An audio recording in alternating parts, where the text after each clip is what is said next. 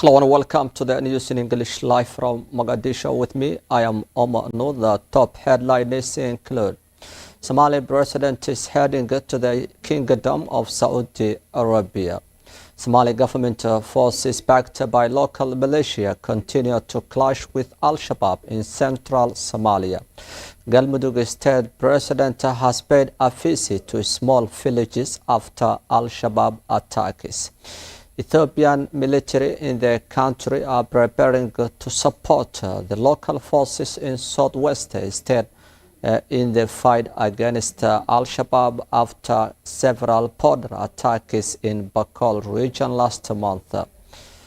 Somali militant group Al-Shabaab has waged attacks against residents in Hiran region after they have killed 21 people last Friday outside Beledweyne city. Ukraine has announced that it will send wheat to Somalia as the country on the verge of a famine. UN Security Council holds a special meeting on the current situation in Somalia.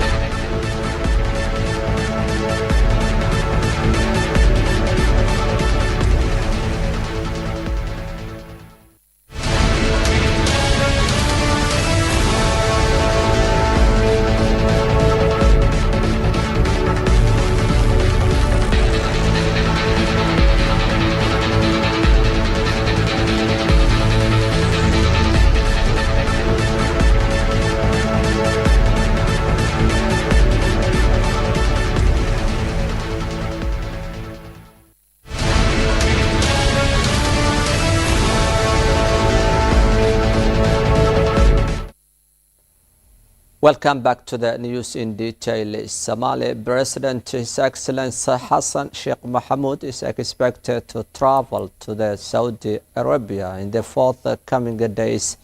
According to the sources briefed to the three, President Hassan Sheikh was invited by the Saudi King Salman bin Abdul Aziz Al Saud. The sources further confirmed that the leaders will discuss humanitarian issues and relations between the two brotherly Muslim countries. This week, the United Nations top relief chief warned of humanitarian crisis in the drought-hit Somalia, saying the country was on the brink of famine for the second time since 2011. Martin Griffiths, under the Secretary General for the Humanitarian Affairs and Emergency Relief Coordinator, said severe drought ravaged the country is likely to push parts of the country into famine by the end of this year. Famine is at the door of the Somalia. Today we received a final warning. I have been shocked to my core these past days, my travel of the Somalia, he said in a briefing. The UN Food and Security as well as the FAO has released this week a report to show its concrete indication that the famine will occur in two areas in Bai and Bakol regions within the southwest state between October and December of this year. The UN has been warning a famine in Somalia for the past few months as the situation in the country is warning at least 8 million Somali people, half of the population, are facing hunger and lack of support within the country. Somalia has been experiencing a lack of enough rain for the past 4 years that has resulted in humanitarian crisis.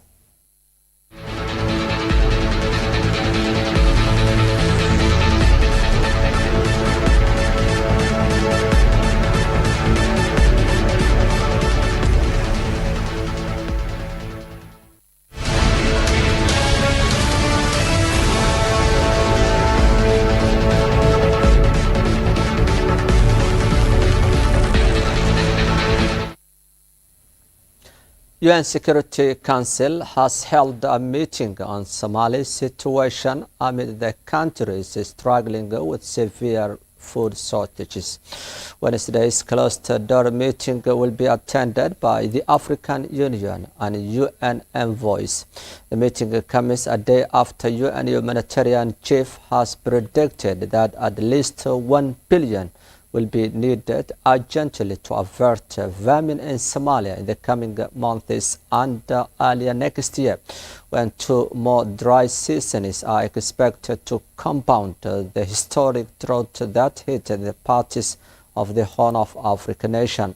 Martin Griffiths said in a video briefing from Somalia's capital Mogadishu that a new report from authorities panel of the independent experts say there will be famine in Somalia between October and December of this year. If we don't manage to stave it off and avoid it had been the case in 2016 and 2017, he said.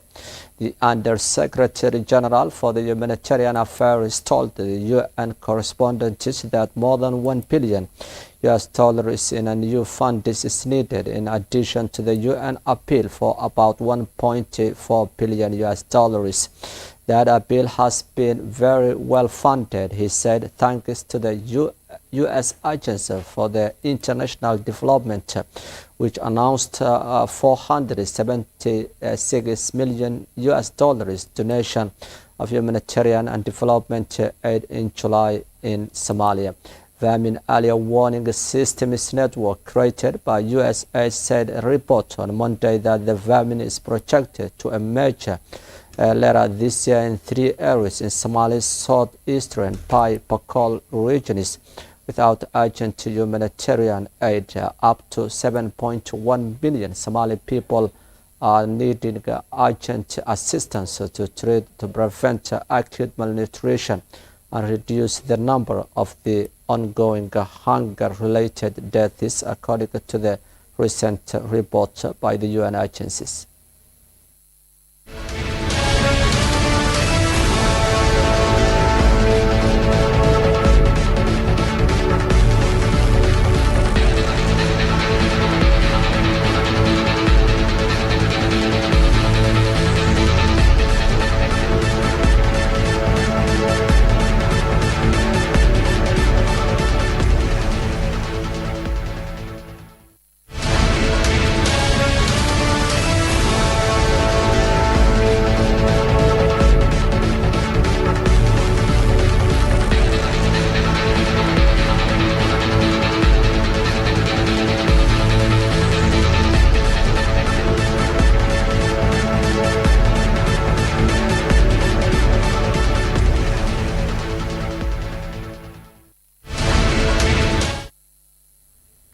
At least 10 Somali people were reportedly killed in heavy fighting between Al-Shabaab and anti-Al-Shabaab militia in Alay area, about 30 kilometers from Mahas district within Hiran region on Tuesday night.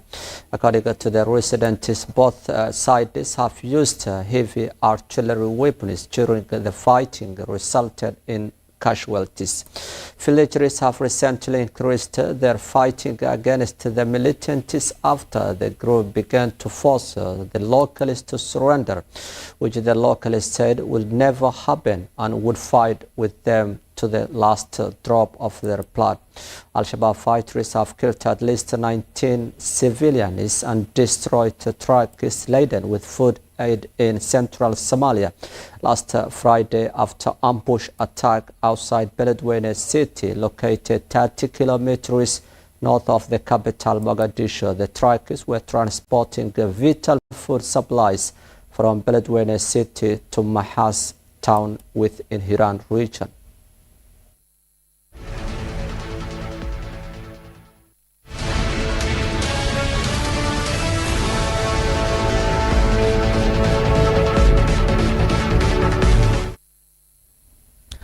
That's all for our today's English news live from Mogadishu. With me, I am Omar, and the rest of the team here in our studio. We leave you bye for now.